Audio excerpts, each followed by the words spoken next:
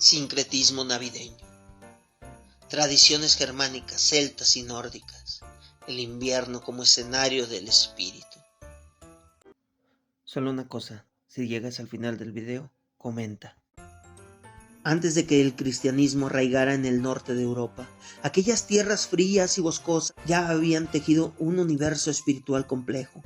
Celtas, germanos y pueblos nórdicos miraban el invierno como una frontera entre el mundo visible y el invisible.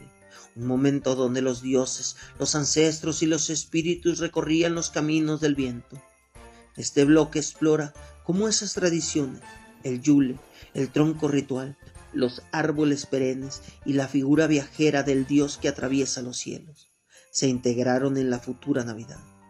Aquí veremos cómo el invierno creó símbolos que no morirían jamás, porque nacen de lo más profundo del alma humana. Cuando uno piensa en los antiguos pueblos del norte de Europa, aparece de inmediato la imagen de bosques interminables, cielos grises, noches largas y hogueras encendidas para espantar la dura respiración del invierno.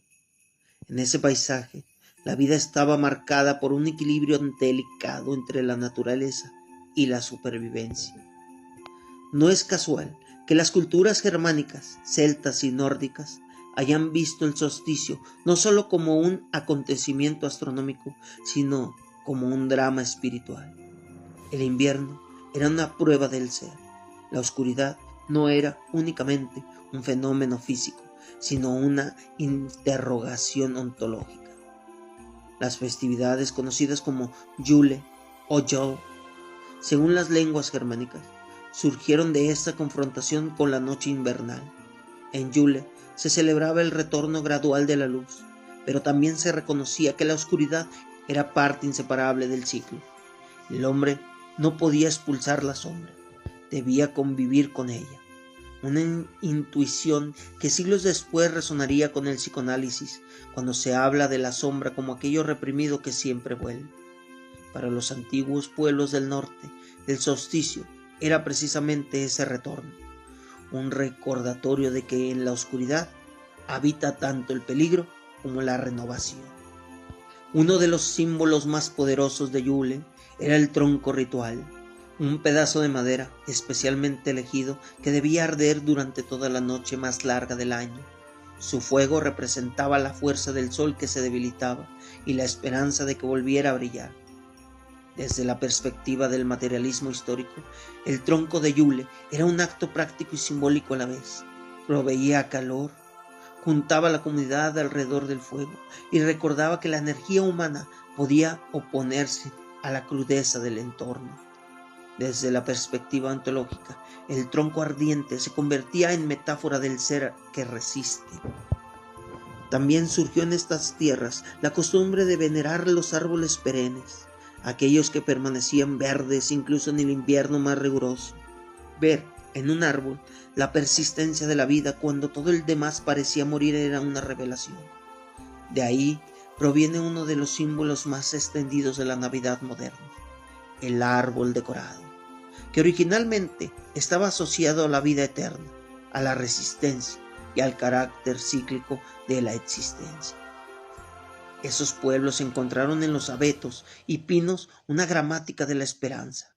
La vida puede sostenerse incluso en el frío más intenso. Pero entre todas las figuras del imaginario nórdico, una destaca con fuerza casi mítica: el viajero del cielo.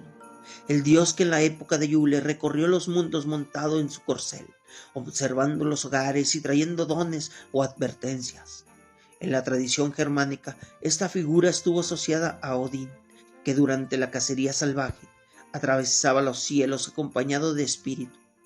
Los niños dejaban comida para su caballo de 8 patas, en un gesto que siglos más tarde resonaría en la costumbre de dejar regalos o alimentos durante la Navidad.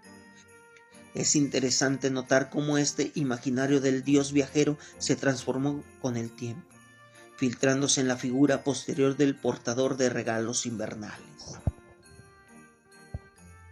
En este universo simbólico, la noche del solsticio era también un momento donde el velo entre el mundo humano y el mundo espiritual se volvía más delgado.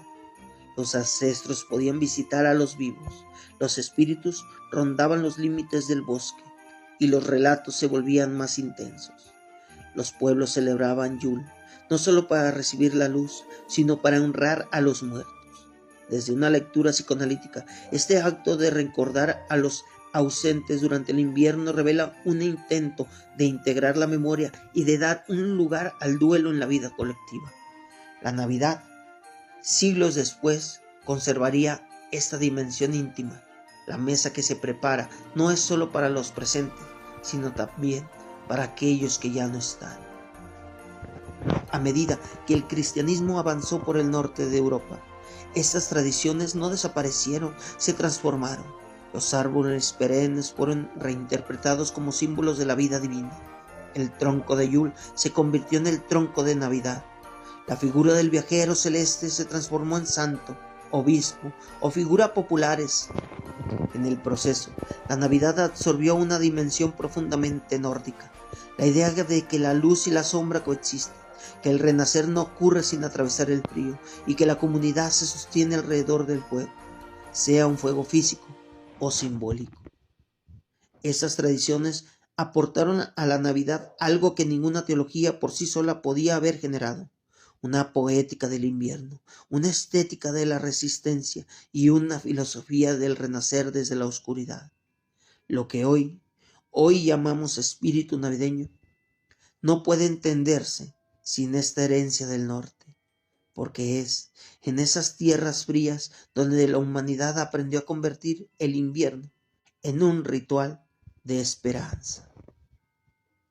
Las tradiciones germánicas, celtas y nórdicas no desaparecieron bajo el cristianismo, más bien se fundieron con él, aportando imágenes, ritos y símbolos que aún hoy iluminan nuestra celebración navideña.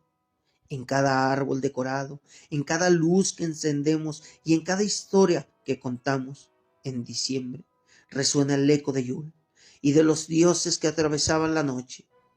Si quieres seguir explorando esas raíces profundas de nuestra festividad, te invito a suscribirte al canal de Metáforas del Multiverso, donde continuaremos desglosando este fascinante viaje cultural. Si te gusta, comenta, comparte y recuerda, quien escribe merece el castigo de ser leído.